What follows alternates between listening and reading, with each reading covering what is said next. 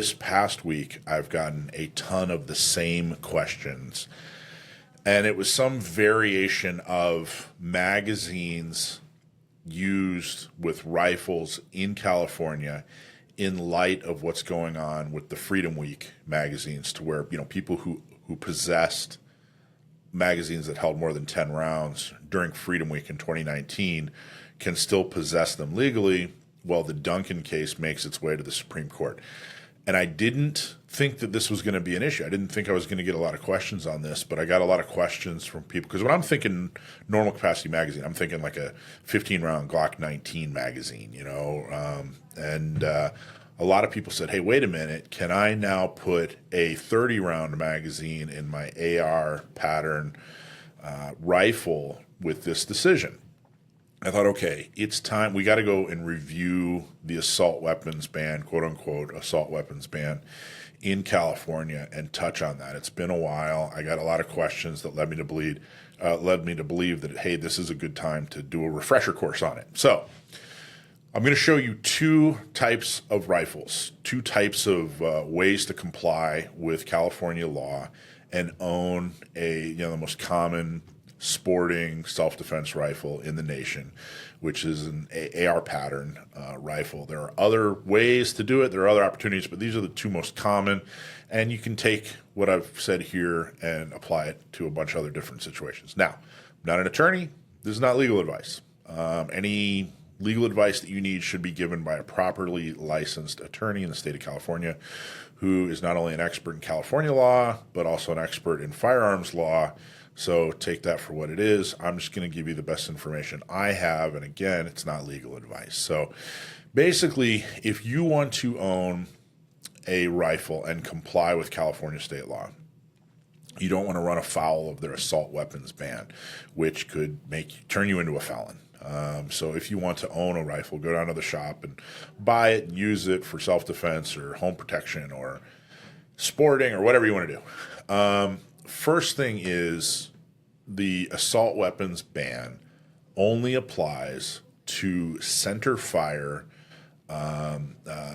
semi-automatic rifles. Okay, so it's got to be, the caliber has to be center fire. So it doesn't apply to rimfire. So if your rifle is 22 long, that's a rimfire cartridge, doesn't apply. If your rifle is bolt action or manual action and it's not semi-automatic, doesn't apply.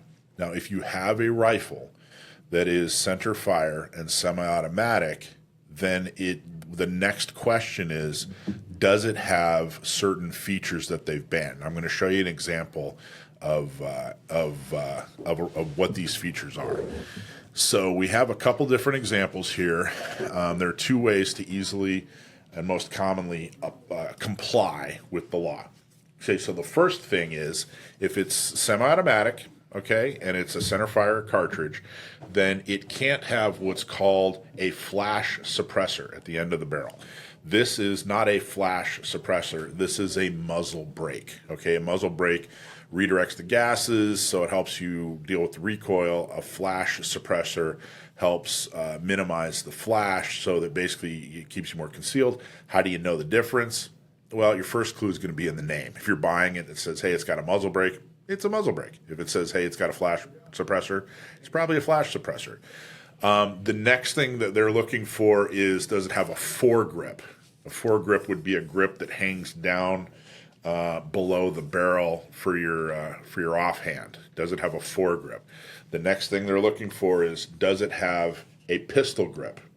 A pistol grip goes down below the action. I'm not going to get too specific here. I really just want to touch on the highlights here. But basically, this is a pistol grip. Pistol grip is exactly what you think a pistol grip is, okay? The next thing is, does it have a telescoping stock? So a stock that goes, can be made longer or collapse, okay? If it's semi-automatic, okay, if it's center fire, then it can't have any of those features, okay? So there are two ways to comply with that. Oh, the other one is a magazine. It can't have a detachable magazine. Okay, that's another important point. And that's where what we wanted to talk about is, with the magazine law, everything that's going on recently. So there's a couple of different things that you can do. First off, you can have an AR style rifle like this is that doesn't have a detachable magazine. It has, in other words, it has a magazine that stays in the firearm, which this doesn't have the magazine in it right now, but it stays in the firearm unless you actually break open the action, okay? And to break open the action, okay, so you're basically disassembling the firearm in essence, okay? So if you push this button, this particular product is called a juggernaut.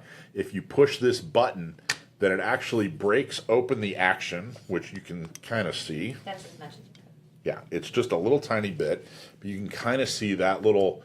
So now the action is broken open, and then you can actually put a magazine inside the firearm, and then boom, put the action back together. Okay, I'm not going to do it. I'm not going to put the magazine in there. But the other thing is, and what's important to people who have questions about the magazine law is, it has to be a 10-round magazine or less. It can't be over a 10-round magazine. So let's just review. So this is a center fire semi-automatic rifle. It has a fixed magazine. In other words, the magazine cannot come out unless you disassemble the rifle, and this has the juggernaut, right? So you disassemble the rifle by pushing this, and the action separates, and then you can put the fixed magazine in. The fixed magazine has to have 10 rounds, okay? And then you can have the evil features. You can have the pistol grip, you can have the telescoping stock, you can have a foregrip, and that's how you can comply with the law. That's one way to comply with the law. But the important thing is here, in light of the Duncan decision, is that magazine still has to be 10 rounds or less. So that's version 1. That is the fixed magazine version of how to comply with California law when it comes to specifically an AR pattern rifle, but any semi-automatic centerfire rifle. The other option, this is to, it's the same looking AR, right? It's still an AR pattern, but this doesn't have any features. Now, what do I mean by that? Well, it's semi-automatic. It's center fire, just like before. It actually has, this one has a detachable magazine. You can just push the magazine release button. It works like normal, but it doesn't have a pistol grip. See, this fin right here prevents you from wrapping your thumb around, and because you can't wrap your thumb around, it's not a pistol grip, okay? It doesn't have a collapsible stock. You can't move this stock. It's fixed in this position. Correct on that? Yeah, okay. Just want to make sure. Okay, so this is feature. It doesn't have a foregrip, okay, and it has a muzzle grip, not a flash hider. In this configuration, the assault weapons ban doesn't apply to you in California because you don't have any of the evil features. Therefore, you can put any sized magazine you want in this type of rifle. You can put a 10 round in, you can put a 30 round in. So you could put this 30 rounder into this rifle, and because it's featureless, you're not violating the law, okay? So just to recap, you have the fixed magazine with the features, but only a 10 round magazine.